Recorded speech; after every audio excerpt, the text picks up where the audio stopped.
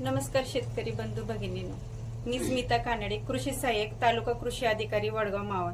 आज या ठिकाणी आपण सोयाबीन बियाण्याची उगवण क्षमता चाचणी कशी केली जाते हे पाहणार आहोत। खरीप हंगामातील महत्त्वाचं पीक म्हणून सोयाबीन या पिकाकडे पाहिलं जातं। जेव्हा सोयाबीन पिकाची पेरणी करायची त्यावेळेला उगवण क्षमता चाचणी घेणे जास्त महत्त्वाचे आहे। सोयाबीन बियाण्याची उगवण क्षमता चाचणी ही वेगवेगळ्या पद्धतीने करता येते। यामध्ये गोणपाट पद्धत आहे, पेपर पद्धत, ट्रे पद्धत आणि कुंडीमध्ये बियाणे उगवून तपासणी पाहणे अशा विविध पद्धतीने आपण तपासणी करून सोयाबीनची उगवण क्षमता चाचणी घेऊ शकतो। आता या ठिकाणी जेव्हा शेतकरी प्रमाणित बियाणे खरेदी करतात तेव्हा ते दुकानातनं किंवा कृषी विज्ञान केंद्र किंवा आपल्या शासनाकडनं जेव्हा बियाणं आणतात त्यावेळेला त्या वर्षी व तिथून 2 वर्ष असे 3 वर्ष ती प्रमाणित बियाण्याची उगवण क्षमता चाचणी घेणे आवश्यक आहे। आता या पद्धतीमधील आपण गोणपाट पद्धत जी आहे त्याची उगवण क्षमता चाचणी कशी केली जाते हे आपण पाहणार आहोत। आता या गोणपाट पद्धतीमध्ये आपल्याला सुरुवातीला काय करायचंय, एका बादलीमध्ये गोणपाट भिजत घालायचंय आणि भिजलेलं गोणपाट पिळून घ्यायचंय। तसेच आपल्याला सोयाबीनचे 100 दाणे लागणार आहेत। आपण इथं वाटीमध्ये 100 दाणे सोयाबीनचे गोणपाट घेतलेले आहे आणि 100 सोयाबीनचे दाणे घेतलेले आहेत। प्रथम अगोदर आपण 10 उभ्या आणि 10 आडव्या अशा आपण बियाणे करून घेऊया। अशी 100 बियाणे आपल्याला मांडायचे।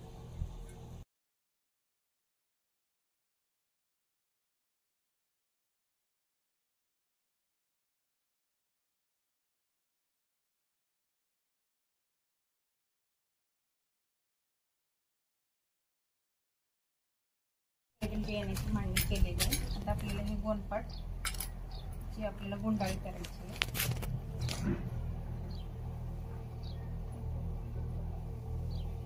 गोणपाटची गुंडाळी करताना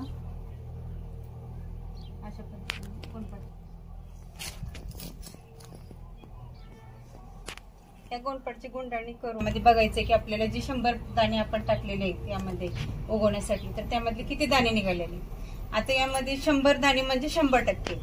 जर समजा 100 दाण्यामध्ये जर 70 आपलं बियाणं पेरणीसाठी योग्य आहे आणि जे शासकीय प्रमाण आहे म्हणजे 30 किलो बियाणे एका एकरा कमी बियाण्याची उगवण झाली म्हणजे 68 झाली किंवा 69 झाली तर अर्धा किलो बियाणं आपलं वाढवायचं आहे। म्हणजे 30 किलो आपण घेतो एकराला तर त्यामध्ये अर्धा किलो बियाणं वाढवून म्हणजे किती झालं 30.5 असं। 68% झालं तर परत अर्धा किलो म्हणजे 31 किलो असं अर्धा किलो 60% पर्यंत करायचं। आणि 60 पेक्षा कमी जर बियाणे उगवण झाले तर आपल्याला बियाण्याची काय घेतो, जेव्हा शेतकरी आपलं घरचं बियाणं आहे जर त्यांनी उगवण क्षमता चाचणी घेतली नाही आणि त्यांनी डायरेक्ट जर पेरलं तर पेरल्यानंतर बऱ्याच वेळा सोयाबीन बियाणं उगवत नाही आणि न उगवल्यामुळे दुबार पेरणीची वेळ येते। तर दुबार पेरणीचा जो काही खर्च आहे तो टाळावा यासाठी आपण घरच्या घरी सोयाबीनची बियाण्याची उगवण क्षमता चाचणी घ्यायची। तसेच यामध्ये काय होते आपल्याला तर प्रमाण कळतं आपल्याकडे जे बियाणे जर समजा 68-65% जर उगवण झाली तर किती प्रमाणात बियाणं वापरायचं।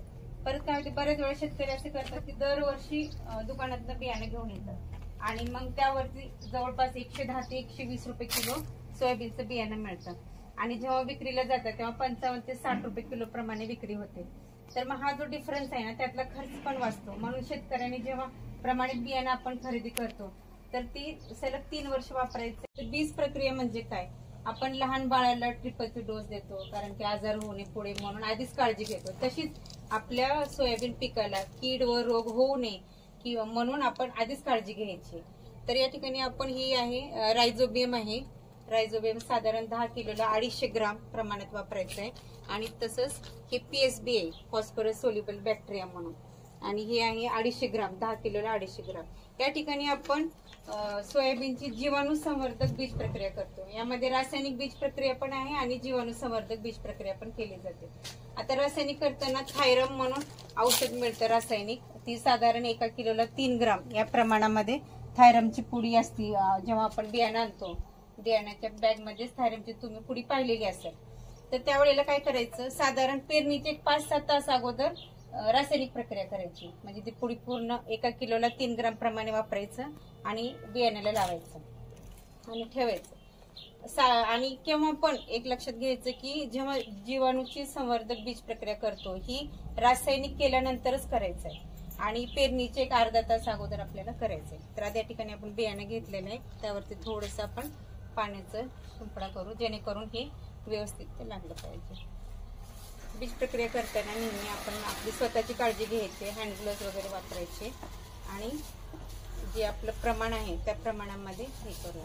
आता या ठिकाणी प्रायोगिक तत्वावरती मी 1 किलो सोयाबीनचं बियाणं घेतलेलं आहे. आता या ठिकाणी आपण रायझोबियम टाकूया.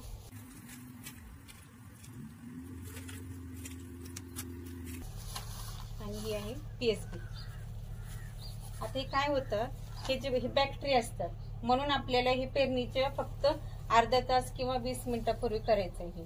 कारण की त्यानंतर हे जर आपण उन्हामध्ये ठेवले असं करून किंवा 1 दिवस आधी केलं तर यातले बॅक्टेरिया मरतात आणि जो आपला उद्देश आहे की किडापासून संरक्षण करायचं तर तो राहून जातो. जमिनीमध्ये बुरशी असतात जे बियाण्याला लागून नंतर रोपामध्ये येतात. परत नंतर कीड रोग असे काही असतात जमिनीमध्ये, तर ते होऊ नये म्हणून यावरती आपण एक कवच म्हणून याप्रमाणे आपण याची काळजी घेतो. बियाणं सोयाबीन बियाणं जे आहे ना ते खूप नाजूक असतं, त्यामुळे बीज प्रक्रिया करताना त्याला हलक्या हाताने व्यवस्थित असं बियाणे लावून घ्यायचं.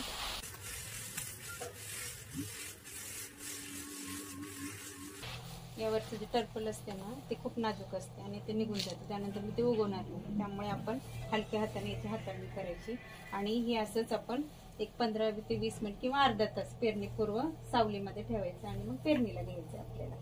आता याचे बरेचसे फायदे, जेव्हा आपण ही बीज प्रक्रिया करतो त्यामध्ये काय होतं की पीक चांगलं जोमामध्ये येतं. जे खत आपल्याला पुढे लागणार आहे त्यामध्ये खताची बचत होते, कारण हे जीवाणू जे आहेत ते जमिनीमध्ये जाऊन जी बुरशी वगैरे जे आहेत ना त्यावरती ते कंट्रोल करतात आणि तसंच कीड रोग लागत नाही आणि पीक जोमात येतं आणि आपलं बराचसा फायदा होतो. त्यामुळे पेरणी करण्यापूर्वी सर्व शेतकऱ्यांना माझं आव्हान आहे की बीज प्रक्रिया केल्याशिवाय कुणीही पेरणी करू नये.